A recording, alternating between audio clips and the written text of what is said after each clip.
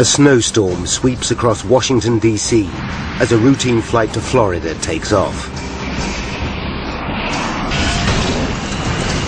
Suddenly, the aircraft starts shaking. 24 seconds later, it smashes into a busy motorway bridge and plunges into the icy river below. 78 people are dead, and a desperate rescue effort gets underway. How did a routine flight turn into one of the most horrific disasters in aviation history? Now a team of experts must discover exactly what downed Air Florida Flight 90. Disasters don't just happen. They're a chain of critical events. Unravel the clues and count down those final seconds from disaster.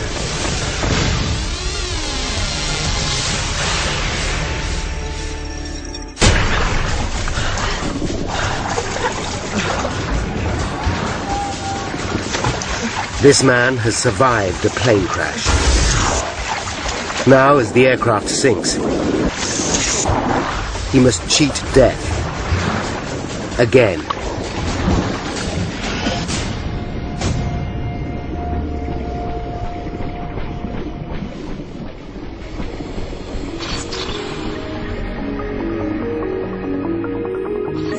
The United States. Washington, D.C. January 13th, 1982. 12:30 p.m. Joe Stiley, an executive with a large telecommunications company, arrives at Washington National Airport with his secretary, Nikki Felch. Joe and Nikki are on a business trip to Tampa, Florida. They're scheduled to depart at 2:15 p.m. on board Air Florida Flight 90. Flying is a big part of Joe's life. He's a former Navy pilot, and his job involves regular trips around the world. In those days, I was probably getting on a 737 and flying somewhere once to twice a week.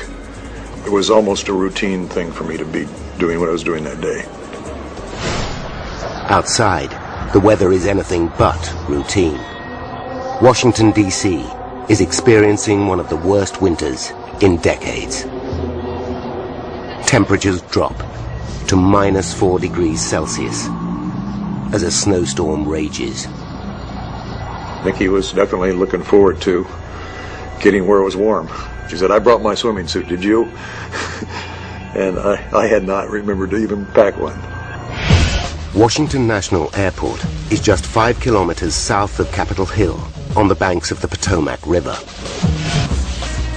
It's a major hub for flights from across the USA and Canada. On a normal day, more than 400 aircraft land here. But today, the airport is struggling to stay open in the heavy snow. 1:38 p.m. All flights are grounded while snowplows clear the runways. The operation is expected to take an hour.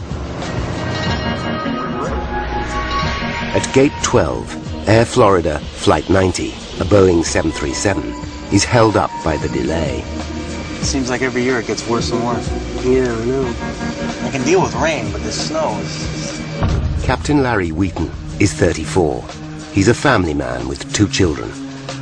Roger Pettit, his first officer, is just 31. He's a former U.S. Air Force fighter pilot with an excellent record. But both men have less than 3 years' experience flying 737s. At 2 p.m., Flight 90 begins boarding, 20 minutes late. On the 2-hour flight to Tampa, the aircraft will be just over half full. There are 71 adult passengers and 3 young children. Many are helped aboard by 22-year-old flight attendant Kelly Duncan. For her, the job is a dream come true. I loved my life as a flight attendant. Whenever I went anywhere in my uniform, people would always comment about it, and it was something that I was very proud of doing and something that I really enjoyed doing. Near Joe and Nikki are Priscilla Tirado, her 2-month-old son Jason, and her husband Jose. They're relocating to Florida, where Jose has found a job in the construction industry. 2:20 p.m. Captain Wheaton expects the airport to reopen soon. He orders the ground crew to de-ice the 737. Okay, guys, you can get started. It's a routine procedure to remove snow and ice from the aircraft before takeoff. But a string of further delays keeps Flight 90 at Gate 12 for another hour. Clearing the runways takes longer than expected, and then there's a backlog of flights.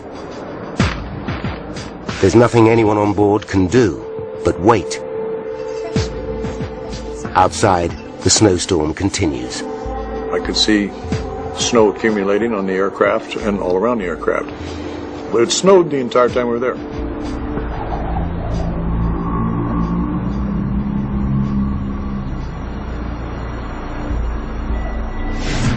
When clearance to leave Gate 12 is given, there's another delay. Ice on the tarmac makes it difficult to move the 737. We're too heavy for this ice.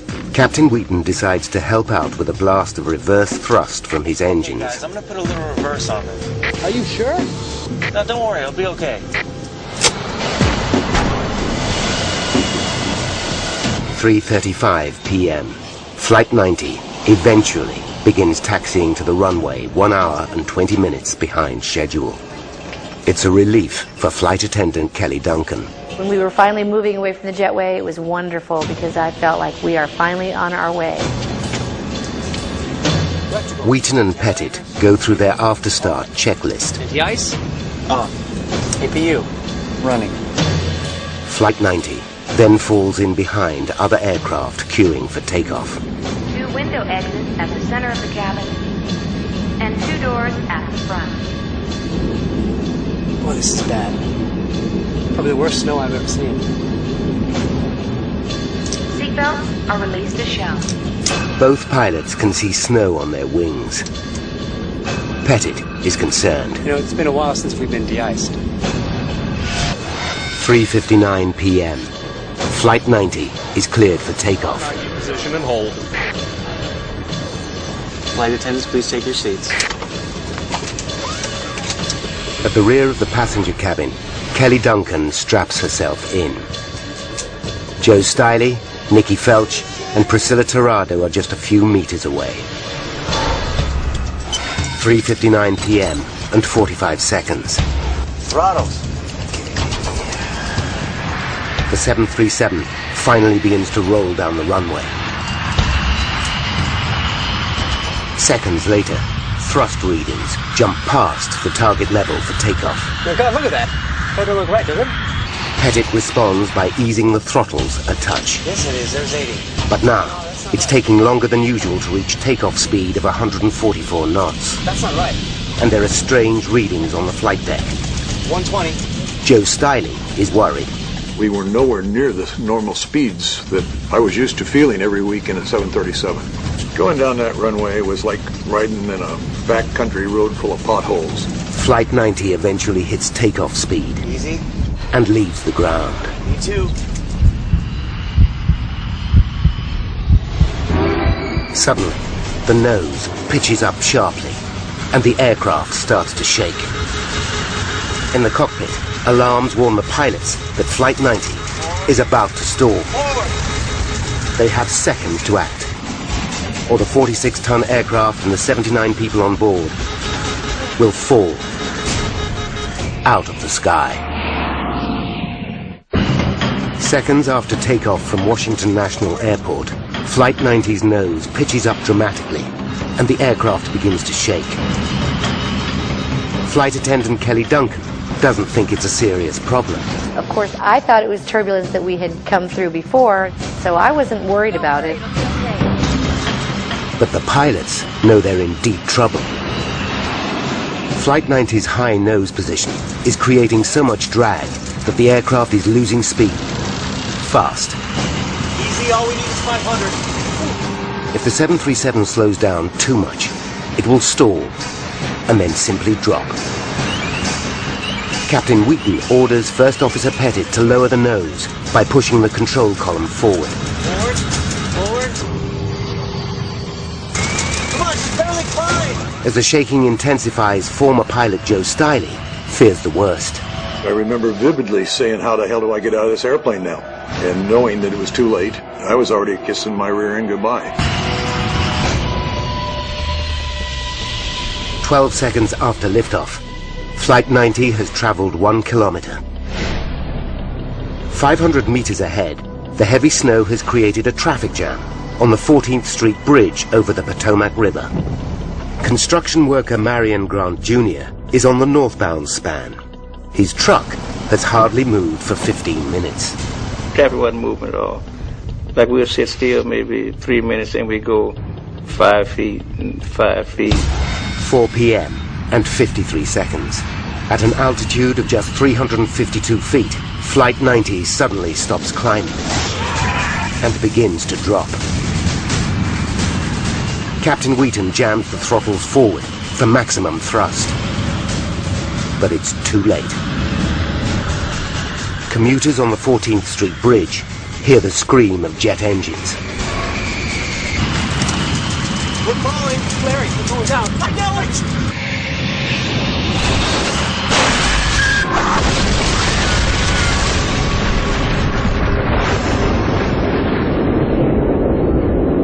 Joe Stiley is knocked out as Flight 90's fuselage breaks into 4 sections.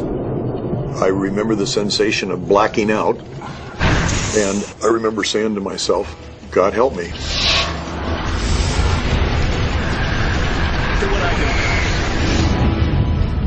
Flight 90's wing has flipped Marion's truck over like a toy, but he stumbles out, alive. The carnage on the bridge is horrific. I saw a guy crushed to death, you know, and then I saw another guy, seemed like his head was decapitated and stuff like that.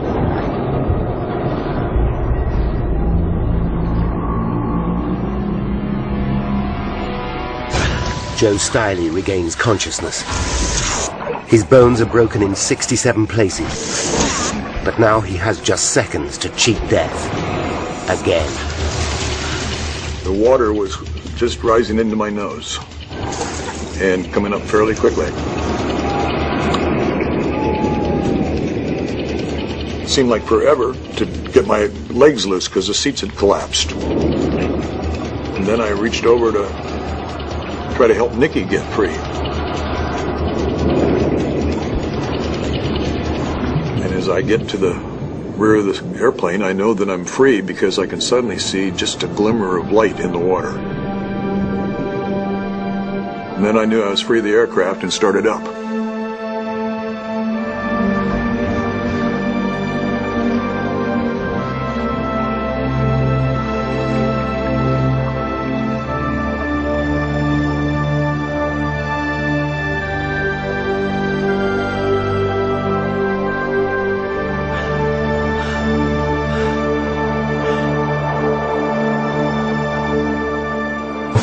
Stunned witnesses gather on the bridge. A news cameraman takes this footage just minutes later. The entire 737 bar the tail section has disappeared. Joe and Nikki have made it to this island of wreckage along with 4 other survivors. One is the young mother, Priscilla Tirado. Another is flight attendant Kelly Duncan. The water is just 1 degree above freezing.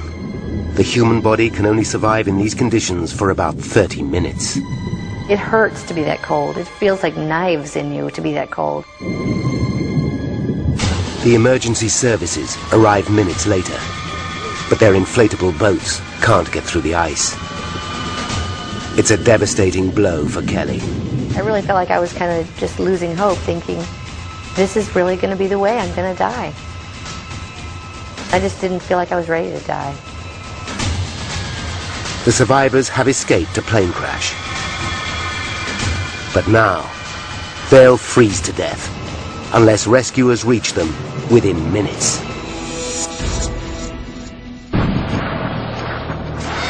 4:06 p.m. the US Park Police helicopter unit in Anacostia Park, 2.5 kilometers from the crash site. Park Police Aviation, Officer Gailey. It's a tower. They're reporting a missing aircraft, 14th Street Bridge. Pilot Don Usher is a combat-hardened Vietnam veteran. He springs into action with paramedic Gene Windsor. They know visibility is appalling. And Eagle One, their Bell Jet Ranger helicopter, isn't designed for heavy rescue work. But they're determined to help. We did what we were supposed to do, what we were trained to do, and what the public expected us to do.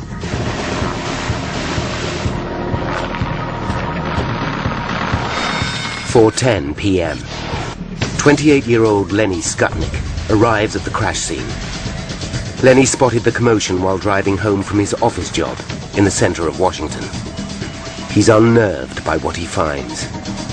When we got down on the riverbank, it was kind of an eerie feeling. It was snowing, you know, that quiet when it snows, and someone screaming for help out in the river. Made the hair stand up in the back of your head.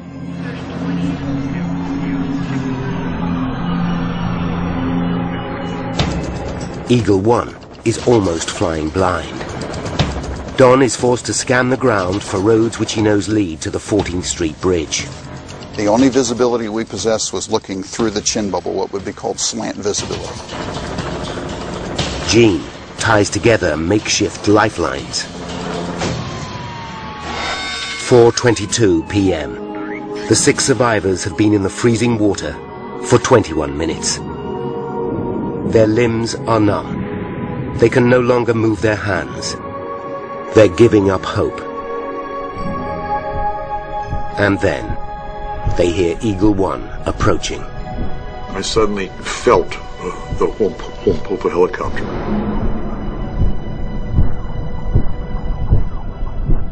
Then the Park Police helicopter came into view. The relief I felt at that point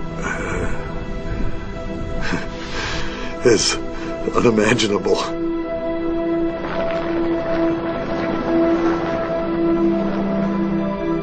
I have never heard such a beautiful thing as the day that I heard that helicopter. Don spots the survivors clinging to the tail section of Flight 90. We realized, as soon as we looked at them, that every second counted between life and death to get them out of that river. The first survivor Eagle One rescues is 41-year-old Bert Hamilton. Gene then throws one of his improvised lifelines to flight attendant Kelly Duncan. I just remember looking up into the sky and just seeing a rope hanging down from it. And I just pulled it around my back, and they pulled me out.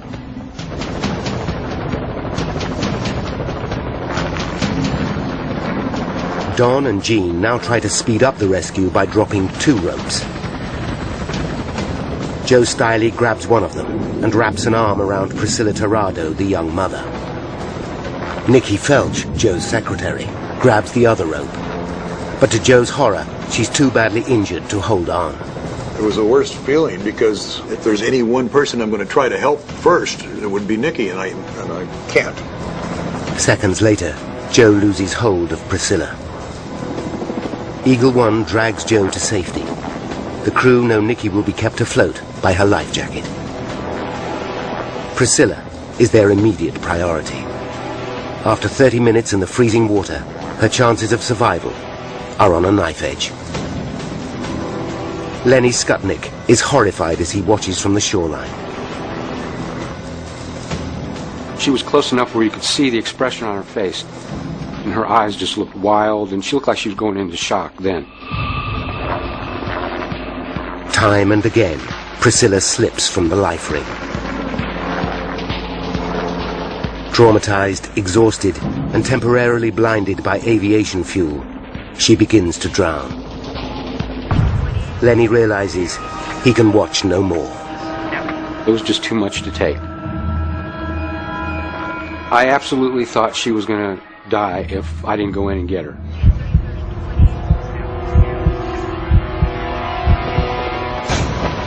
He jumps into the freezing water and drags Priscilla to safety.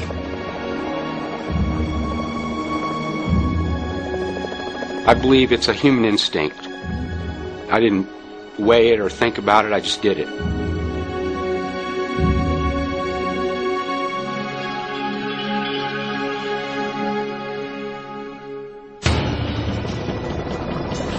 Eagle One now returns to Nikki, but she's too weak to grab the life ring. The crew respond with their most audacious rescue so far. G steps onto the skid, grabs Nikki, and wrestles her to safety.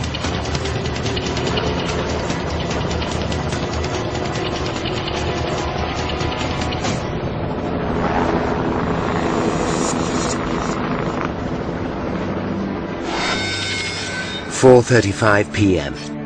The rescue is over. The sixth person clinging to the wreckage, whose hand is seen here, has disappeared. He's later identified as Arland Williams, a 46-year-old bank examiner. 74 passengers and crew on board the 737 are dead, including Priscilla Tirado's baby son and husband. 4 more people die on the bridge, bringing the death toll to 78. 5 people survive the tragedy, but only just. I had a skull fracture.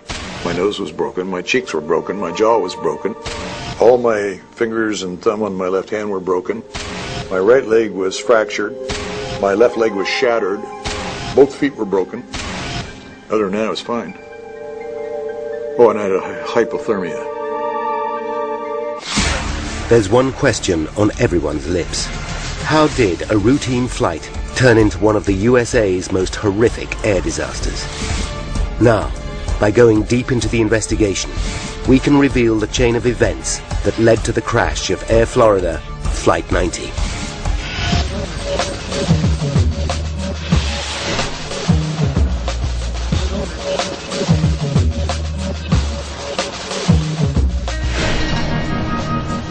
At the time of the disaster, Bill Hendricks was the National Transportation Safety Board's Chief of Air Accident Investigation. He's a former US Navy pilot with more than 20 years' experience as an air crash investigator. January 13th, 1982. News of the disaster reaches Hendricks just after 4 p.m. Hi, Bill Hendricks. It's one of the most important calls of his career. I knew there'd be a lot of pressure on this investigation. It's here in Washington, D.C. A lot of congressional interest, a lot of media interest. It's the capital of the United States. I'll get back to you.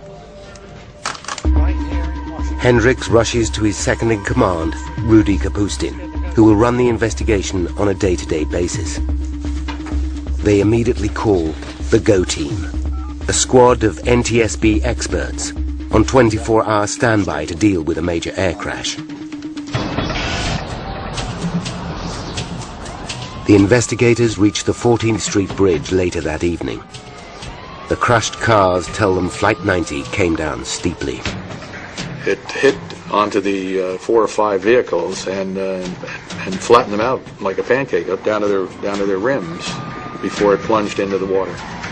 This is all they know for sure. The question is, what triggered the disaster? There are many possibilities, from catastrophic mechanical failure to pilot error, even sabotage. But the snowstorm is the most obvious suspect. It was just a gut feeling that somehow this weather had something to do with it. But Hendricks knows this cannot be the whole story. Dozens of other aircraft took off from the same airport on the same day, without a hitch. Whatever happened to Flight 90 must have been unique. It's a mystery, and solving it is going to be tough.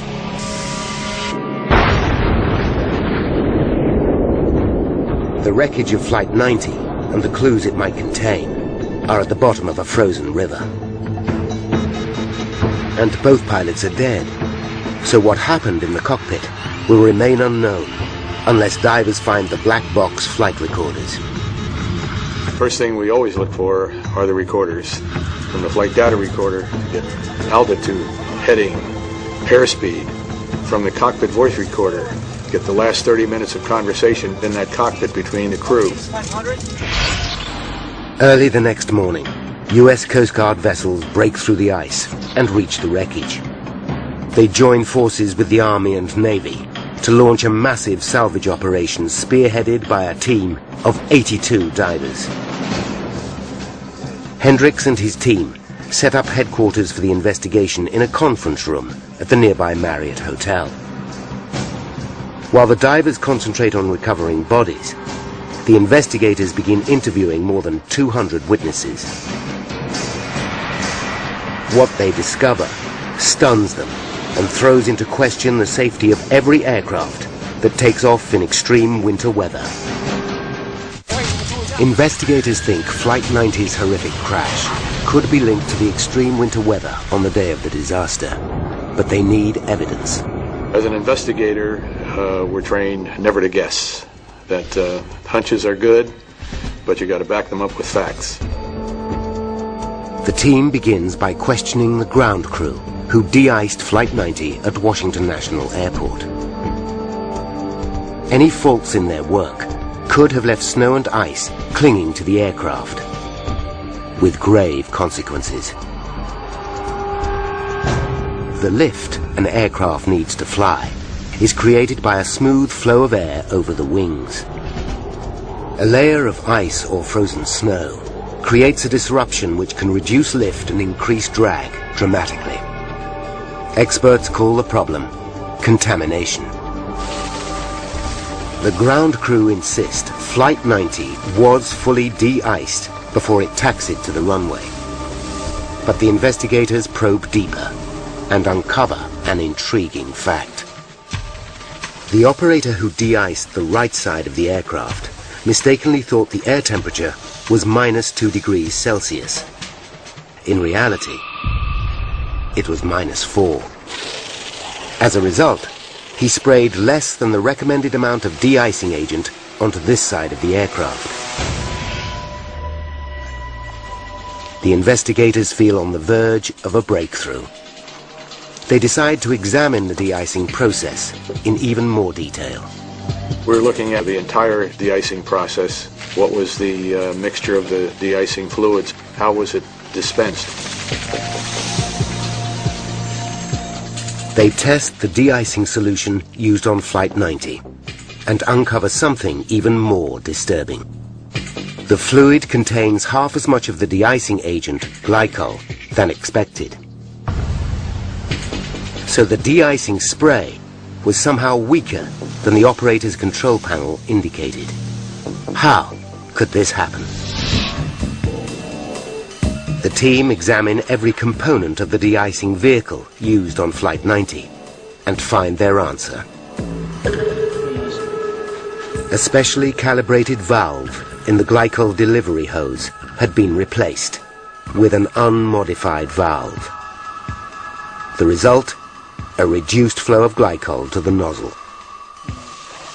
So it wasn't just the right side of the 737 which didn't get enough glycol. It was the whole aircraft. It was not a very thorough de-icing job that was done on that airplane.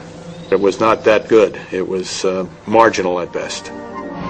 But the investigators know this is far from conclusive proof that Flight 90 was contaminated with snow and ice when it took off.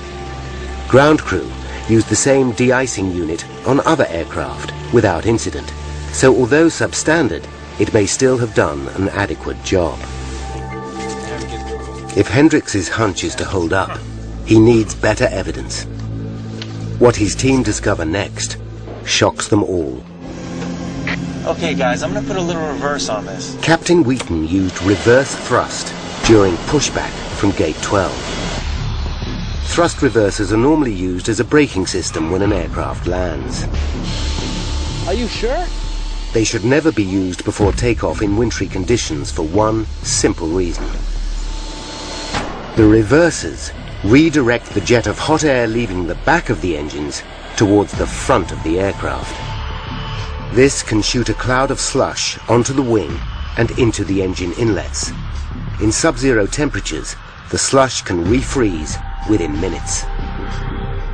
The use of reverse thrust is further evidence snow or ice could have caused the disaster. It was very poor pilot judgment to do it. Not a good idea. Then Hendricks gets another break. A member of his team tracks down an extraordinary photograph. It's a snapshot of Flight 90 taken by a passenger in another plane at approximately 3:20 p.m., just 10 minutes after de-icing finished. The image is grainy, but it shows fresh snow is already on the aircraft. The photograph is further evidence that the 737 may have been contaminated after it was de-iced, regardless of how well the job was done. But now the investigation has reached an impasse. All the evidence gathered so far is circumstantial. It doesn't prove that snow and ice caused the disaster. The team still can't rule out mechanical failure or even sabotage. They need hard evidence, and that evidence is at the bottom of the Potomac River. By day 4 of the investigation, most of the bodies have been recovered. The focus of the salvage operation can now move to the wreckage. The parts are taken to a hangar at Washington National Airport for detailed examination, but they yield no clues. And the 2 crucial black box flight recorders are still missing. Finding them is a daunting task. Divers are equipped with an acoustic homing device. But the tangled wreckage is spread over an area of dark, freezing water the size of a football pitch.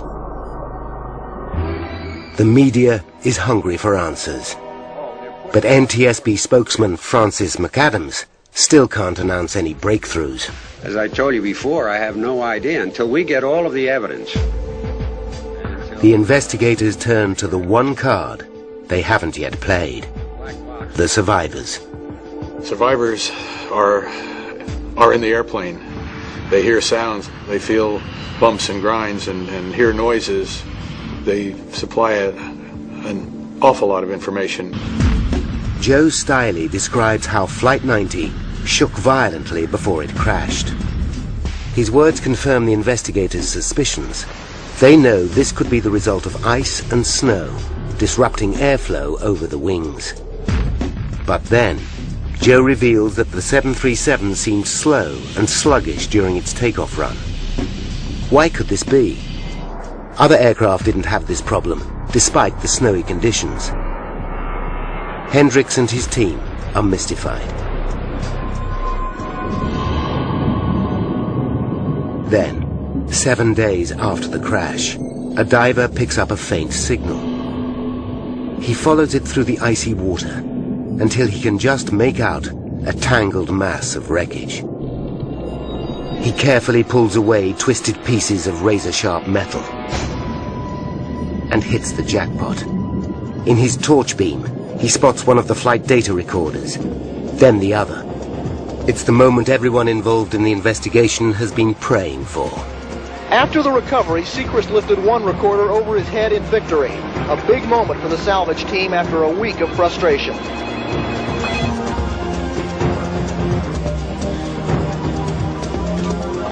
They got to see me out.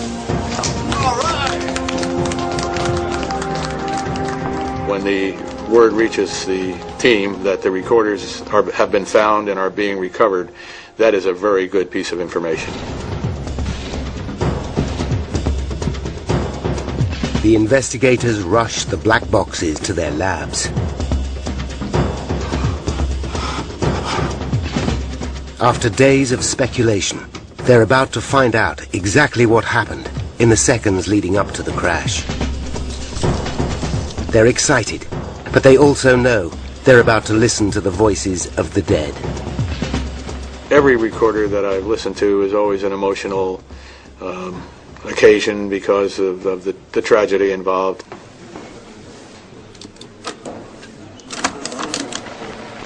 Boy, this is bad. Probably the worst snow I've ever seen.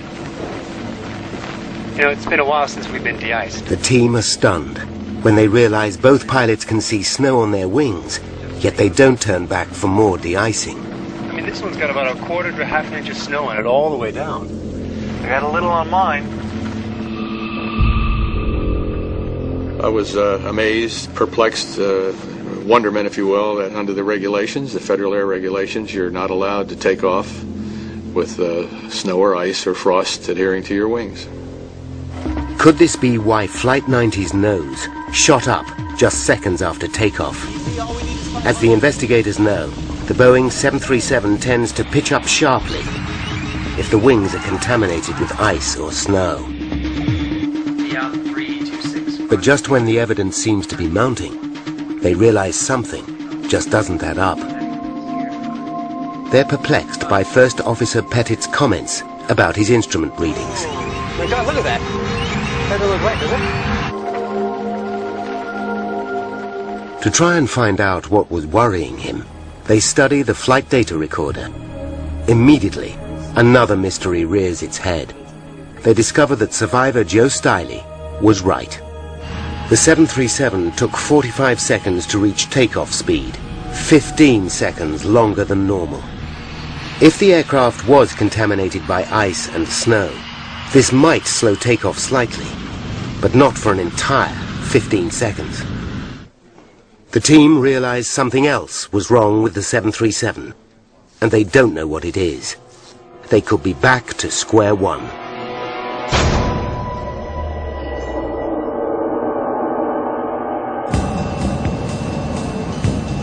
They can think of only one thing which would slow a 737's takeoff dramatically: insufficient thrust from the engines. But why would a crew take off without powering up properly? It seems an absurd idea. The riddle can't be solved by examining the engines. They are still at the bottom of the Potomac River.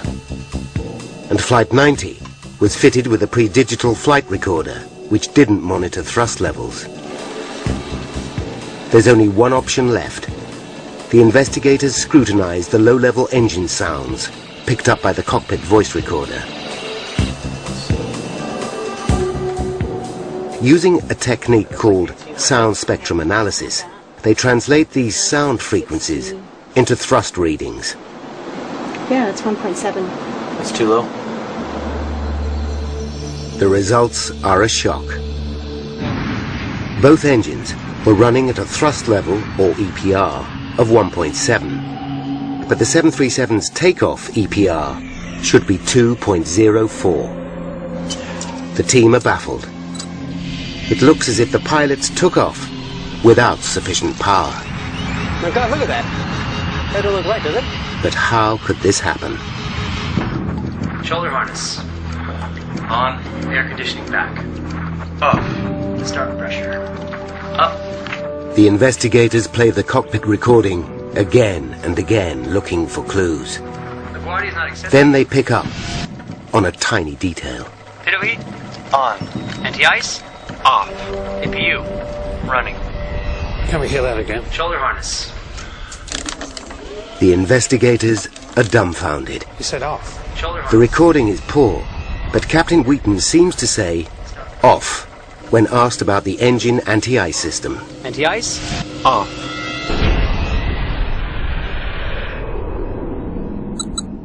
Hendricks realizes one small word could unlock the mystery behind the disaster.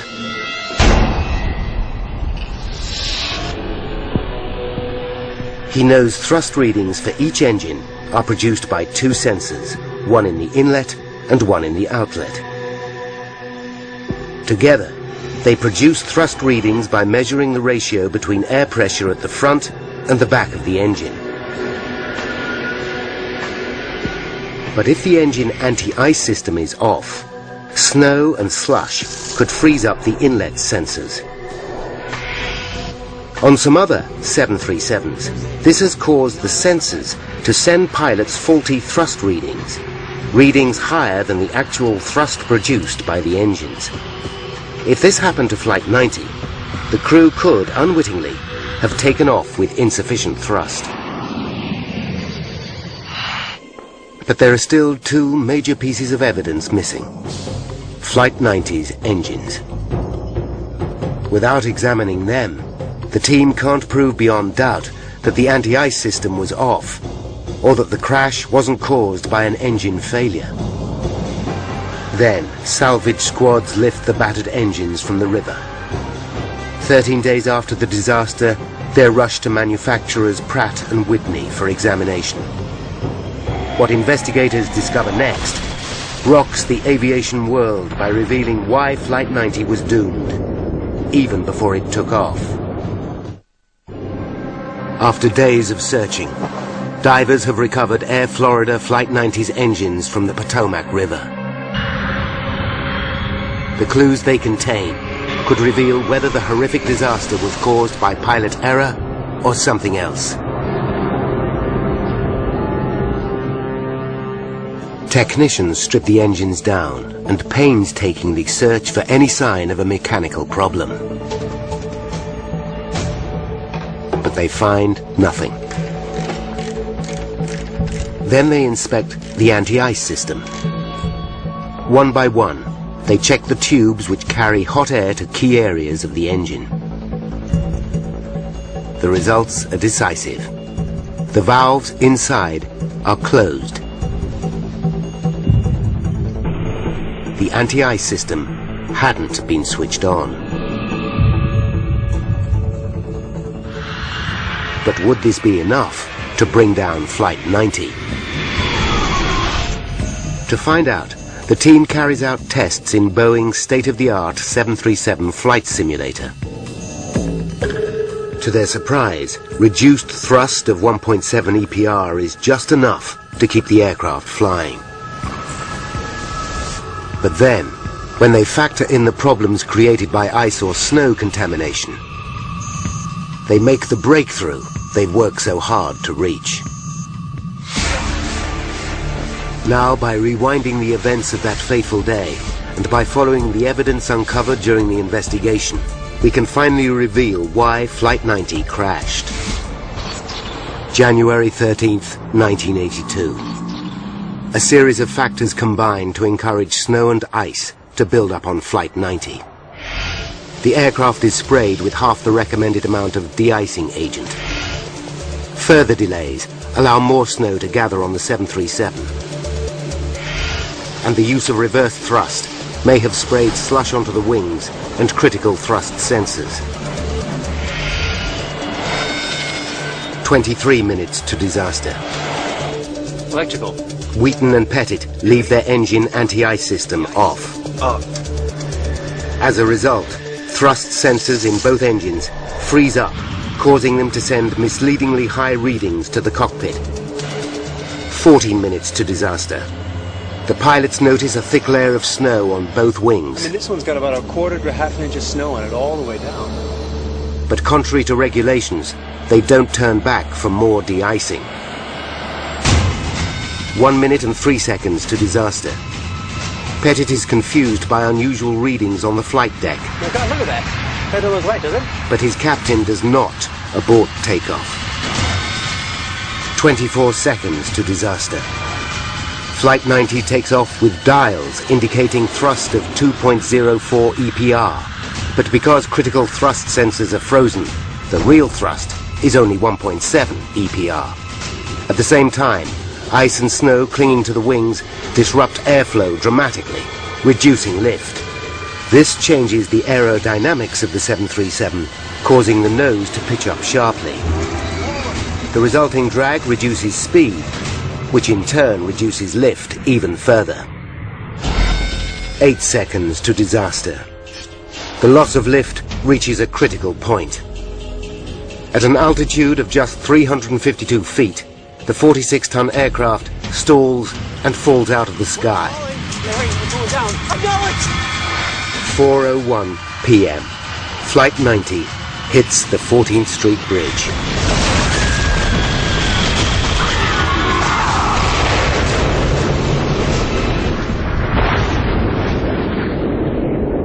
The disaster claimed 78 lives, including those killed on the bridge.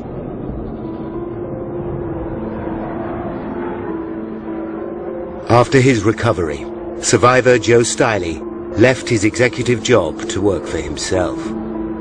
He's overwhelmed by emotion during a rare return to the scene of the crash. I think more than anything else, I'm appreciating the 24 years I've lived since then. Like, I saw my kids grow up. I held my dad's hand when he passed away. I could have missed all that.